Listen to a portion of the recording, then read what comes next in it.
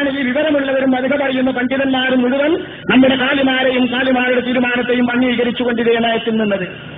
ഇവിടെ പ്രശ്നം അതല്ല, ഇവിടെ പ്രശ്നം അതിൽ നിന്ന് ഭിന്നമാണ്. ഇവിടെ പ്രശ്നം ഖണ്ഡിതമായ കണക്കാണെന്ന് സങ്കല്പിച്ചാൽ പോലും, സങ്കല്പം എന്ന് പറഞ്ഞാൽ നമ്മൾ കണക്കൂട്ടി മാനത്ത് കൊടുക്കുമ്പോൾ ശരി തന്നെയെന്നല്ല, 8-1 അസ്തമിക്കും, നോക്കി നോക്കുമ്പോഴോ ശരി തന്നെ പറ്റൂല. കണക്കിന്റെ ഒക്കെ നിലവാ എല്ലാ കണക്കാരും നില. അബൂ ജഅഫർ മൻസൂർ തങ്ങൾ നല്ല ഭരണാധികാരിയായിരുന്നു, മുസ്ലിം ഭരണാധികാരി. അദ്ദേഹത്തിന് രാശി വെച്ചിട്ട് കണക്ക് പറയുന്ന നക്ഷത്രക്കാരെ വലിയ ഇഷ്ടമാണ്. അന്നത്തെ മുസ്ലിമീങ്ങൾക്ക് ആ വക വിജ്ഞാനങ്ങളൊക്കെ ധാരാളമുണ്ട്. ഗണിതശാസ്ത്രത്തിൽ അവർ വമ്പന്മാരാണ്, ജ്യോതിഷത്തിൽ അവർ വമ്പന്മാരാണ്. അപ്പൊ ജ്യോതിഷശാസ്ത്ര പ്രകാരം അറിയാവുന്ന ആളുകളെ അവർക്ക് വലിയ ഇഷ്ടമായിരുന്നു. ഒരിക്കൽ ഒന്ന് നോക്കുമ്പോൾ അബൂ ജഅഫർ മൻസൂർ തങ്ങളുടെ മന്ത്രി ഒന്ന് നോക്കുമ്പോൾ അബൂ ജഅഫർ മൻസൂർ തങ്ങൾ ദുഃഖിച്ചെങ്ങനെ ഇരിക്കുന്നുണ്ട്. എന്താ കാര്യം ആലോചിച്ച് നോക്കുമ്പോൾ, താൻ തന്റെ കൊട്ടാരത്തിൽ ചെലവ് കൊടുത്ത് വളർത്തിക്കൊണ്ടിരിക്കുന്ന ജ്യോതിഷ പണ്ഡിതൻ രാശി വെച്ചിട്ട് കണക്കൂട്ടിയിട്ട് പറഞ്ഞിട്ടുണ്ട്, ഒരു 6 ദിവസം കഴിഞ്ഞാൽ ഖലീഫ മരിക്കൂന്ന്, അമീറുൽ മുഅ്മിനീൻ മരിക്കൂന്ന്. അത്ര വലിയ വിശ്വാസം അബൂ ജഅഫർ മൻസൂറിന്. ഖലീഫ മരിക്കൂന്ന് പ്രഖ്യാപിച്ചിട്ടുണ്ട്. ഇത് കേട്ടപ്പോൾ ഇയാളിത് വിശ്വസിച്ചിട്ട് ആകെ ഹൈറാനിയത്തിലിരിക്കുക. മന്ത്രി വേഗം തന്ത്രെടുത്തു. മന്ത്രി പറഞ്ഞു, ആ പണ്ഡിതനെ വിളിച്ചു, അയാളോട് നിങ്ങളൊന്ന് ചോദിക്കുക എന്റെ മുമ്പ് അയാൾക്ക് എത്ര ആവശ്യമുണ്ട്. അയാൾ കണക്കൂട്ടി. കണക്ക് ശരിയാണ് അയാളെ കണക്ക്. സാധാരണ വെള്ളം തള്ളണ്ടോന്നല്ല, മിക്കവാറും കൊക്കും കുറച്ചേൽ കൈ വിട്ടാലും കുറെ കൊക്കൂല വിട്ടേ, കുറെ കൊക്കും വെറുതെ എല്ലാം കള്ളായ മനസ്സിലൊന്ന് കിട്ടുമോ? ഒരു 50% സത്യമാകുമ്പോഴേ ആളുകൾ അതിന്റെ സ്വത്തം കൂടുതലുള്ളൂ. മഴ പെയ്യാനും പെയ്യാതിരിക്കാനും സാധ്യതയുണ്ട്. കണക്ക് കുറച്ചൊക്കെ കഴിഞ്ഞത് ദേശത്തൊക്കലുണ്ട്. അപ്പൊ അത് പ്രകാരം ഇയാളോട് കണക്ക് വെക്കാൻ പറഞ്ഞു. കണക്ക് നോക്കിയപ്പോൾ പറഞ്ഞു 43 കൊല്ലുണ്ട്. 43 കൊല്ലം അയാൾക്കുണ്ട്.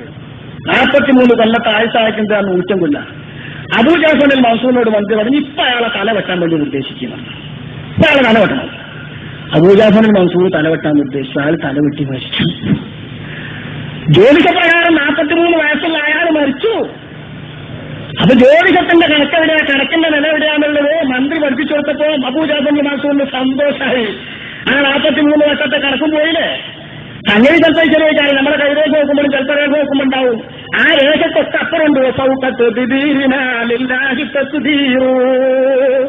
രാജാതിരാജനായ റബ്ബുൽ ഇസ്സത്ത് സുന്നത്തുല്ലാഹി, അല്ലാഹുവിന്റെ ഒരു പ്രത്യേകമായ ആചാരപ്രകാരം അല്ലാഹു ഇതൊക്കെ അങ്ങനെ സാധാരണയിൽ നടത്തുന്നുവെന്നല്ലാതെ നിയന്ത്രിച്ചുകൊണ്ടിരിക്കുന്ന റബ്ബിന്റെ പൂർണ്ണ നിയന്ത്രണത്തിലാണ്. അഖിലാണ്ടവും എല്ലാ പ്രപഞ്ചവും അവന്റെ നിയന്ത്രണത്തിലാണ്. ആ നിയന്ത്രണത്തിലുള്ള രാജാതിരാജന് എല്ലാ കണക്കുകളെയും അടയാളങ്ങളെയും ഭേദിച്ചുകൊണ്ട് തന്റെ നിയമം നടപ്പാക്കാൻ പറ്റും. അതാണ് ഇവരെ മുമ്പിൽ കണ്ടത്. ഖലീഫങ്ങൾ കൊന്നപ്പോ കണക്കിന്റെ 43 വയസ്സങ്ങ് പോയില്ലേ. ഇതുപോലെ ആ കണക്കിന്റെ മിക്കവാറും കഥ. അപ്പൊ കണക്ക് ഗംഭീരമാണെന്ന് ഉറച്ചു നോക്കോളി. നമ്മളിങ്ങനെ നോക്കി നോക്കുമ്പോ 8-1 അപ്പൊ കണക്ക് ശരി തന്നെ. പിറ്റേന്നാൾക്ക് നോക്കി നോക്കുമ്പോ അവൻ 8-1 അപ്പൊ കണക്ക് ശരി തന്നെ. ഇതൊക്കെ ഈ ലോകത്ത് ഈ ചെറുപ്പക്കാർ കുട്ടികളൊക്കെ ഇൻഡക്ഷൻ ഡിഡക്ഷൻ എന്നിട്ട് 2 നിലല്ലേ സാധാരണഗതിയിൽ തത്വങ്ങൾ ആവിഷ്കരിക്കാൻ സാധാരണ പറയാവുന്ന നമ്മളെ സ്കൂളിലെ കുട്ടികൾക്ക് തിരിയില്ലേ. സാധാരണത്തെ അനുഭവങ്ങളിൽ നിന്ന് തത്വം ആവിഷ്കരിക്കാം, തത്വങ്ങളിൽ നിന്ന് കാര്യങ്ങൾ പഠിക്കാം. ഇങ്ങനെ 2 സാധാരണ സമ്പ്രദായമുണ്ട്. ആ സമ്പ്രദായം സാധാരണ എപ്പോഴും ചെറുപ്പം. ഞാൻ ഉദാഹരണം പറയാം.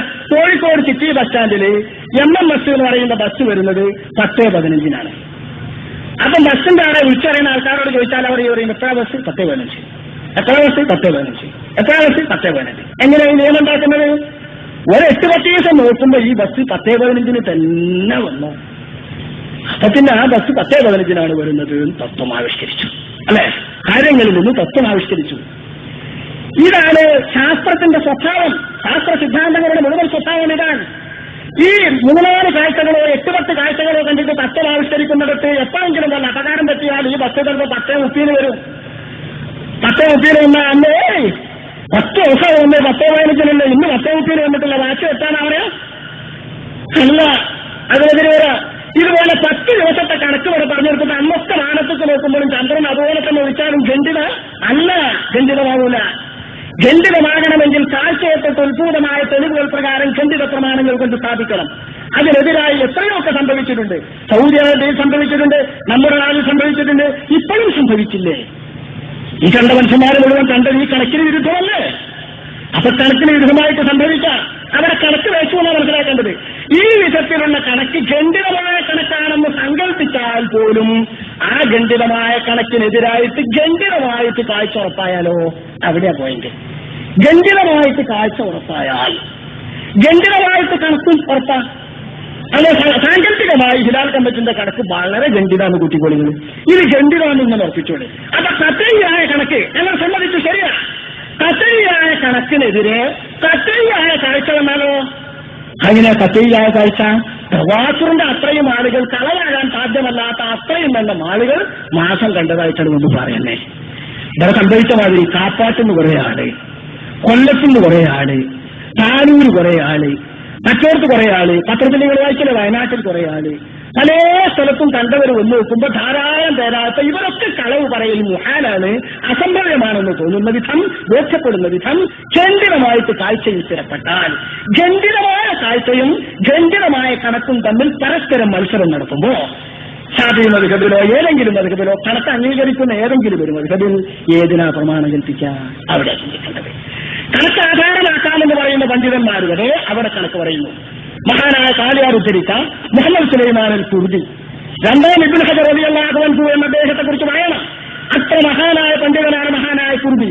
മഹാനവറുകൾ പറയുന്നു, കണക്കുകൾ പറ്റും, കണക്കുകൾ അംഗീകരിക്കാൻ പറ്റും എന്നൊക്കെ അഭിപ്രായം ഉദ്ധരിച്ചിട്ട് മഹാനോട് പറയാ,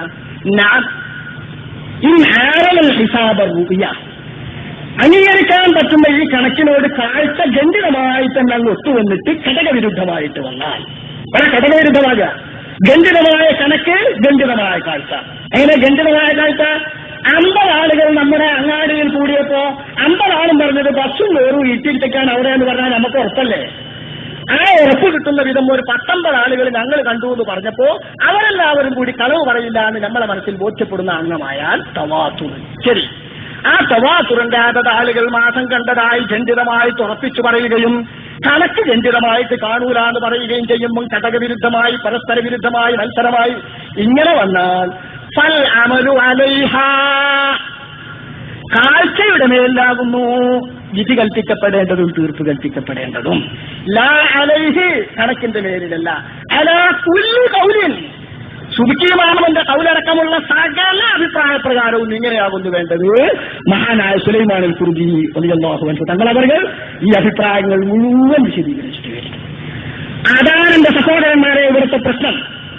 അതാണ് ഇവിടെ സംഭവിച്ചത്. പല സ്ഥലങ്ങളിലുള്ള ഒരു വലിയ സംഘം ആളുകൾ ഖണ്ഡിതമായും ഒത്തുചേരാനും കളവിന്മേലെ ബോധിക്കാനും ഹിലാൽ കമ്മിറ്റിയെ പൊളിക്കാനും വേണ്ടി കളവുണ്ടാക്കിയതാണെന്ന് പറയാൻ അസംഭവ്യമായി തോന്നുന്ന വിധം നീതിമാന്മാരായിട്ട് കാലുമാർക്ക് സംശയം തോന്നാത്ത വലിയൊരു സംഘം ആളുകൾ എന്ന് പറഞ്ഞപ്പോൾ ഖണ്ഡിതമായി കാഴ്ച സ്ഥിരീകൃതമായി. ബാംഗ്ലൂരിൽ ഏതോ ഒരു സെന്ററോ മറ്റെവിടെയെങ്കിലും കേന്ദ്രങ്ങളോ വെച്ചിട്ട് എവിടെ ഒന്നെങ്കിലും കണക്കുകൾ രേഖപ്പെടുത്തിട്ട് കടലാസ് നോക്കി വായിച്ചപ്പോ അതിനൊക്കെ തെരഞ്ഞെടുത്തിട്ട് ഞങ്ങളൊരു കണക്കോടെ വെക്കുക, പട്ടിക വെക്കാൻ പറഞ്ഞാൽ ഇത് ഖണ്ഡിതമല്ല, ഇതൊരു കാലത്തും ഖണ്ഡിതമാകില്ല. അത് ഖണ്ഡിതമായ കണക്കാണെന്ന് സങ്കല്പിച്ചാൽ തന്നെ എല്ലാ കണക്കുകാരും ഒത്തെന്ന് വന്നാൽ തന്നെ ഖണ്ഡിതമായ കാഴ്ച അതിനെതിരായാൽ കണക്കിനെ അവഗണിച്ചിട്ട് കാഴ്ചയാണ് പ്രമാണമാക്കേണ്ടത് എന്നത് അലാകുല്ലി ഖൗൽ, ഏത് കണക്കെടുക്കാമെന്ന് പറയുന്ന അഭിപ്രായ പ്രകാരവും ഇത് തന്നെയാകും വിധീന. അതാണ് ഇവിടുത്തെ പ്രശ്നം. അപ്പൊ ഈ പ്രശ്നത്തിന്റെ പേരിൽ ഇതൊക്കെ മനസ്സിലാക്കിയാണ് നമ്മുടെ കാതുമാരുറപ്പിച്ചത്. എന്റെ സാധാരണക്കാരെ, എന്റെ സഹോദരന്മാര്, ബഹുമാനപ്പെട്ട കാലുമാരെ പോലുള്ള മഹാന്മാരായ നമ്മുടെ പണ്ഡിതന്മാരുടെ ഏകീകരണത്തിന്റെ ആ കയറിന്റെ പിന്നിൽ അണിനിറന്നുകൊണ്ട് ആവശ്യമെങ്കിലും ഏകീകരിച്ചു വരുന്ന നമ്മൾ നമുക്ക് ലഭിച്ചിട്ടുള്ള ഈ ഐക്യത്തിന്റെ കൈത്തിരി കെടുക്കാതെ സൂക്ഷിക്കണമേ എന്ന് ദീനിന്റെ പേരിൽ ഞാൻ അപേക്ഷിക്കുകയാണ്.